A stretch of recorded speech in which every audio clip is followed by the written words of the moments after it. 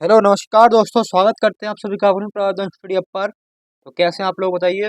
तो आज की क्लास में सब बात करने वाले हैं class 12th chemistry EP board exam 2025 के बारे में। ठीक है, तो आज की क्लास में आप क्या पढ़ेंगे, राउल्ट का नियम, जो कि बहुत ही मोस्ट इम्पोर्टेंट है।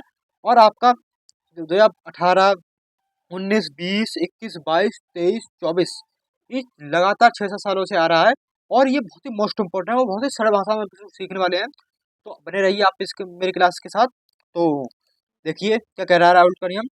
किसी विलायक में अवाष्पशील विलेय मिलाने पर विलयन के वाष्प दाब का आपेक्षिक अवनमन उसमें उपस्थित विलेय के मोल प्रभाव के बराबर होता है। ठीक है, तो क्या कह रहा है ये कि किसी विलायक में अवाष्पशील विलेय मिलाने पर विलयन के वाष्प दाब का जो आपेक्षिक अवनमन है वो उसमें उपस्थित जो विलेय होता है ना उसके मोल प्रभाव के बराबर हो जाता है। तो विलेय और विलयन देखो, विलेय और विलायक में अंतर होता है। देखो विलायक उसे कहते हैं जिसमें विलेय घुलता है, और विलेय किसको कहते हैं, जो विलायक में घुलता है, जैसे चीनी और पानी। पानी क्या है, विलायक है।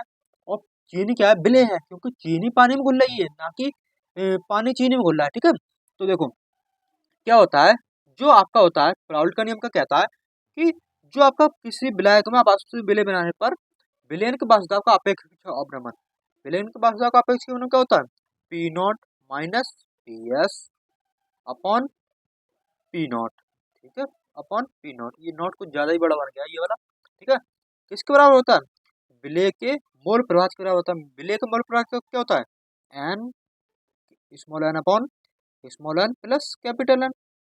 ठीक है, इसको मैं आपको बताऊंगा अभी, इनका अर्थ क्या होता है, इसका अर्थ भी बताऊंगा। ठीक है, देखो अगर आपसे पूछ रहा है कि अपेक्षिक अवनमन, तो आपको नीचे पी अपॉन में पी नोट लगाना है। अगर आपको अपेक्षित अवनमन नहीं दिया है तो आपको अपॉन में पी नोट नहीं लगाना है। ठीक है, बात क्लियर।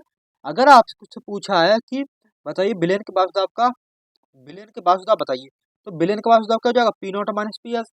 अगर उसमें पूछ ले अपेक्षिक अवनमन तो आपको अपॉन में पी नोट लगाना पड़ेगा। अब इसका मतलब जान लेते हैं कि पी नोट का मतलब क्या होता है मेरे भाई। ठीक है, पी नोट का मतलब क्या होता है, पी एस का मतलब क्या होता है, स्मॉल एन का मतलब क्या होता है, कैपिटल एन का मतलब क्या होता है। ठीक है, इसको हम बारी बारी से चर्चा करेंगे इस पर। तो पी नोट का जो मतलब होता है वो विलायक का वाष्पदाब होता है। इसका मतलब क्या होता है, विलायक का वाष्पदाब। पी नोट का मतलब जो होता है वो होता है विलायक का वाष्पदाब, विलायक का वाष्पदाब। और पी एस का मतलब क्या होता है, विलयन का वाष्पदाब। किसका, पी एस का मतलब विलयन का वाष्पदाब, विलयन का वाष्पदाब। ठीक है, विलयन का वाष्पदाब। अब स्मॉल एन का मतलब होता है विलेय के मोलों की संख्या। किसके, विलेय के मोलों की संख्या, विलेय के मोलों की संख्या, विलेय के मोलों की संख्या। और कैपिटल एन का मतलब क्या होता है, वो होता है आपका विलायक के मोलों की संख्या, विलायक के मोलों की संख्या, विलायक के मोलों की मोलों की संख्या। ठीक है, विलायक के मोलों की संख्या।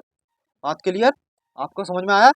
पी नॉट का मतलब विलायक का वाष्पदाब, पी एस का मतलब विलयन का वाष्पदाब, स्मॉल एन का मतलब विलेय के मोलों की संख्या, और कैपिटल एन का मतलब विलायक के मोलों की संख्या। ठीक है, अगर आपको विलयन तनु दिया हो, यहाँ पर लिखेंगे हम, यदि विलयन तनु हो, यदि यदि विलयन अति तनु हो, यदि विलयन क्या हो, अति तनु हो, अति तनु हो, तो क्या होगा। तो देखो जो होगा, जो small N plus capital N, यानी विलेय के मोलों की संख्या प्लस विलायक के मोलों की संख्या जो है वो क्या होगी, आपकी नग्न हो जाएगी। जो होगी plus small N plus capital N बराबर क्या हो जाएगा, आपका जो हो जाएगा कैपिटल एन हो जाएगा। क्योंकि जो विलेय के मोलों की संख्या है और प्लस विलायक के मोलों की संख्या है वो क्या हो जाएगी, बराबर हो जाएगी विलायक के मोलों की संख्या के बराबर। यानी capital N plus small N पर कैपिटल एन बराबर क्या हो जाएगा, कैपिटल एन हो जाएगा। ठीक है, बात क्लियर। ठीक है, एंड विलायक के मोलों की संख्या और विलेय के मोलों की संख्या स्मॉल एन, और विलायक के मोलों की संख्या कैपिटल एन। तो इन दोनों का जो हो जाएगी, अगर विलयन अतितनु होगा तो वो विलायक के मोलों की संख्या के बराबर हो जाएगी। बात क्लियर, ठीक है। अब इसकी सीमाएं देख लेते हैं। इसकी सीमाएं यानी राउल्ट के नियम की सीमाएं, देखो सीमाएं हेडिंग डालोगे आप, सीमाएं, सीमाएं इसकी क्या होंगी। ठीक है, देखो नंबर 1 आप क्या लिखोगे, यह तनु अम्लों पर लागू होता है। क्या होता है? ये है तनु, यह तनु अम्लों पर, अम्लों पर लागू